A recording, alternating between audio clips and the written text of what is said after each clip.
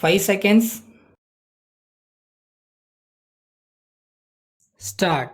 சட்டப்பேரவையில் சமுதாய வளர்ச்சி குறித்த மானிய கோரிக்கையின் மீது ஓர் உறுப்பினர் பேசியதாவது: மாண்புமிகு தலைவர் அவர்களே, இந்த மானிய கோரிக்கையின் மீது என்னுடைய சில கருத்துக்களை கூற விரும்புகிறேன்.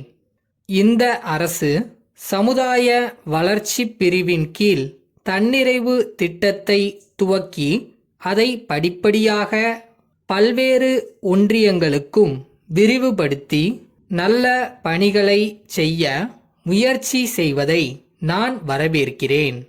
குடிநீர் பிரச்சனையை பொறுத்தவரையில் இன்று குடிநீர் அளிப்பதற்காக தன்னிறைவு திட்டத்தின் கீழ் நிதி ஒதுக்கி பணிகள் செய்யப்பட்டிருந்தாலும் இன்னமும் பல கிராமங்களில் குடிநீர் வசதி இல்லாமல் இருக்கிறது. இதனால் கிராம மக்கள் அவதிக்கு உள்ளாகி இருக்கிறார்கள் என்பதை அரசு உணர்ந்திருக்கும் என்று கருதுகிறேன். குறிப்பாக வளம் குறைந்த பகுதிகளிலே வானம் பார்த்த பூமியில் குடிநீர் தட்டுப்பாடு கிராமப்புறங்களிலே அதிகமாக இருக்கிறது. இதை கருத்தில் கொண்டு குடிநீர் பிரச்சனையை தீர்க்க அரசு உரிய நடவடிக்கைகள் எடுக்க வேண்டுமென்று கேட்டுக்கொள்கிறேன். தன்னிறைவு திட்டப் பணிகளில் ஒரு குறை சொல்லப்படுகிறது. இலக்கை அடைய வேண்டும் என்பதற்காக மிக வேகமாக பணிகளை செய்ய வேண்டுமென்று அதிகாரிகள் தூண்டப்படுகிறார்கள். அதன் காரணமாக நடைமுறை குறைபாடுகள் ஏற்படுகின்றன. குறிப்பிட்ட தேதியில் முடித்தாக வேண்டுமென்ற கட்டாயத்தில் சில தவறுகள் தவிர்க்க முடியாததாகி விடுகின்றன. இதை அரசின் கவனத்திற்கு கொண்டு வந்து அந்தந்த வேலைகளுக்கு தேவையான அளவிற்கு நேரம் ஒதுக்க வேண்டுமென்று தெரிவித்துக் கொள்கிறேன். இத்திட்டத்தில் கிராம சாலை பணிகளில் ஈடுபட்டுள்ள துணை கோட்ட பணியாளர்களுக்கு ஜீப் வசதி இல்லை. அதனால் சாலைகளை பராமரிக்கும் பணிகளையும் மேற்பார்வையிடும் பணிகளையும் செய்ய முடியாமல் இருக்கிறது. துணை கோட்ட பொறியாளர் தினம்தோறும் சாலைகளை பார்த்து பராமரிக்க வேண்டியிருக்கிறது. எனவே அவர்களுக்கு ஜீப் அளிக்க வேண்டியது அவசியமென்று தெரிவித்துக் கொள்கிறேன். எனக்கு இன்னொரு சந்தேகம் இருக்கிறது.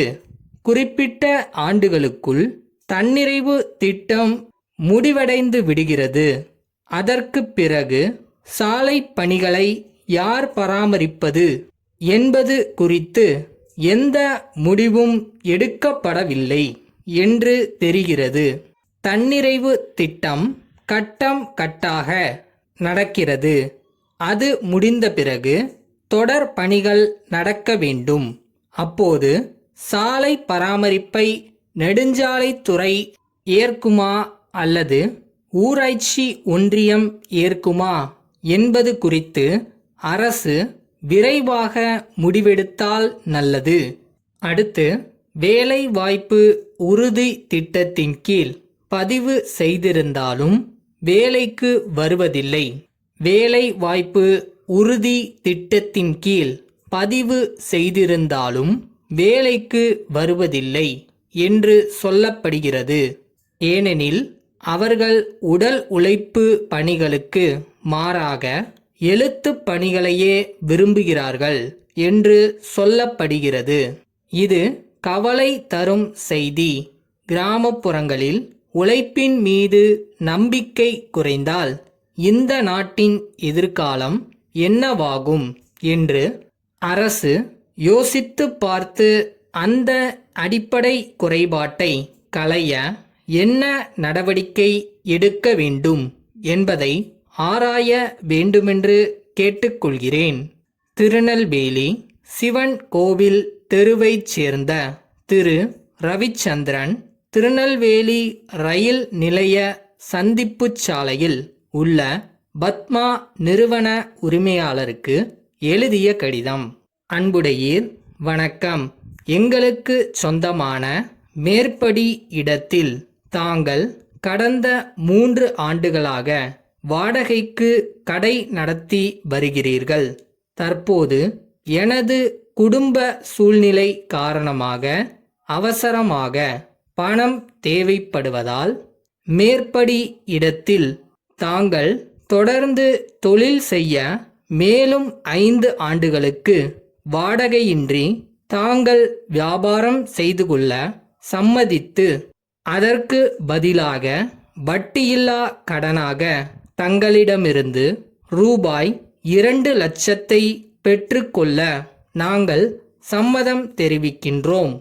இது சம்பந்தமாக ஒப்பந்த பத்திரம் தயார் செய்ய எங்களது வழக்கறிஞர் திரு சக்திவேல் அவர்களை கேட்டுக்கொண்டுள்ளோம்.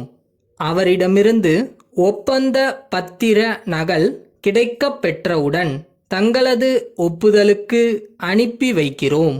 எங்களது கட்டிடத்தை தாங்கள் இனிவரும் காலங்களிலும் நல்ல முறையில் பராமரித்து வருமாறும் எங்களிடம் ஒப்படைக்கும் சமயம் ஏற்கனவே நாம் ஒப்புக்கொண்ட நிலையில் கட்டிடத்தை ஒப்படைக்குமாறும் கேட்டுக்கொள்கிறோம். தங்கள் நம்பிக்கையுள்ள